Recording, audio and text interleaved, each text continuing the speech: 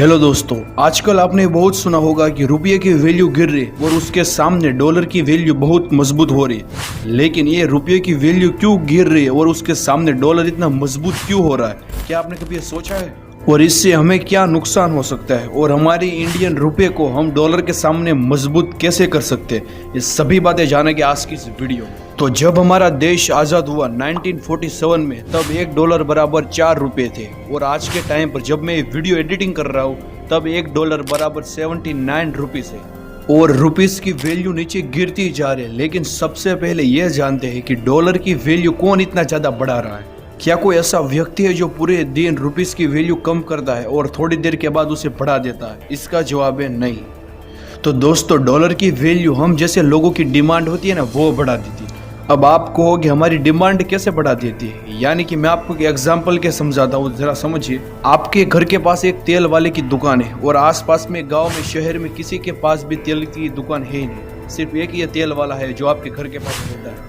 और सभी लोग घर में खाना बनाने के लिए या कुछ भी काम के लिए तेल की जरूरत बहुत पड़ती है और हम सभी लोग तेल वाले की दुकान ही जाएंगे क्योंकि उसके अलावा कहीं और तेल मिलता ही नहीं है। और इसकी वजह से तेल वाला को भी पता है कि मेरी दुकान के अलावा कहीं भी तेल नहीं मिलता है, क्योंकि और कहीं जगह पर तेल वाले की कोई दूसरी दुकान ही है, सिर्फ यही दुकान पर तेल मिलता है। और इसकी वजह से सभी लोगों की डिमांड की वजह से वो तेल वाला अपनी तेल की प्राइस बढ़ा देता है और वो तेल हमें कितनी भी प्राइस में लेना पड़े हम लेंगे, क्योंकि हमें तेल की बहुत ज़रूरत है और हम सभी लोग तेल के बगैर रह नहीं सकते और तेल वाले को अच्छी तरह से पता है। इसकी वजह से तेल की प्राइस बढ़ जाती है और हम सभी लोगों की जितनी डिमांड होगी उतनी तेल की प्राइस बढ़ती जाएगी।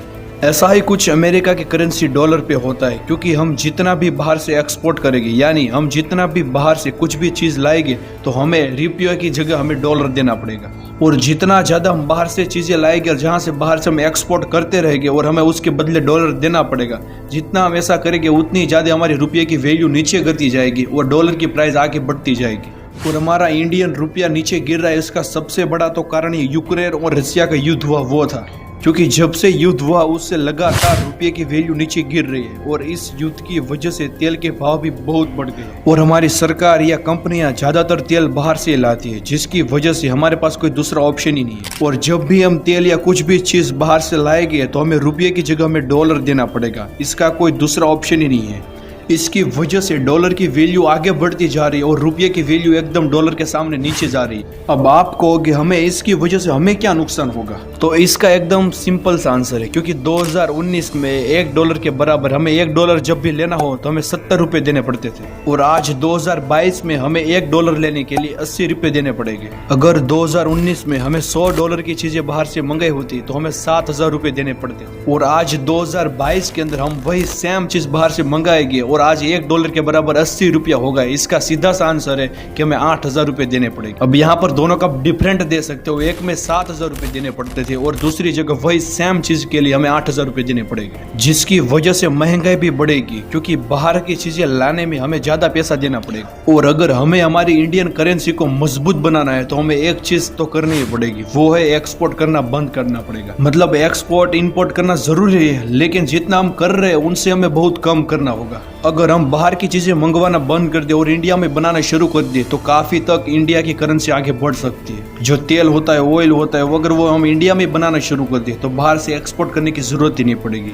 हाँ, मैं मानता हूँ कि बाहर से भी चीजें कई चीजें होती है जो इंडिया में नहीं बन सकती और बाहर से मंगवानी पड़ती है, लेकिन हम ट्राई तो कर सकते हैं इंडिया में बनने की। अगर सरकार इंडिया में बड़े बड़े जो बाहर से चीजें लानी पड़ती है वो बनाना शुरू कर दे तो एक्सपोर्ट करना बहुत कम हो जाएगा और इसकी वजह से हमारी इंडियन करेंसी इंडिया में रहेगी, जिसकी वजह से इसकी वैल्यू बहुत आगे हो सकती है। और अगर इंडिया में से बाहर के लोग आएंगे और हमारी इंडियन रुपये को ले जाएंगे तो हमारी इंडियन रुपये की वैल्यू बहुत आगे बढ़ेगी। लेकिन वो तभी पॉसिबल है जब इंडिया अपने सभी चीजें खुद बनाना शुरू कर दे।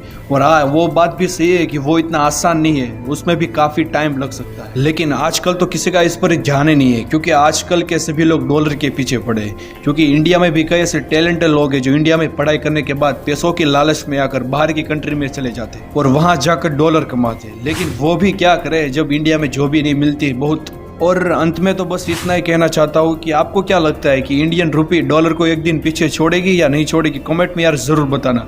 और 300 सब्सक्राइब होने ही वाले, इसलिए यार सब्सक्राइब भी जरूर कर लेना और नेक्स्ट वीडियो किस पर बनाओ यार कमेंट में जरूर बताना। तब तक के लिए जय हिंद, वंदे मातरम।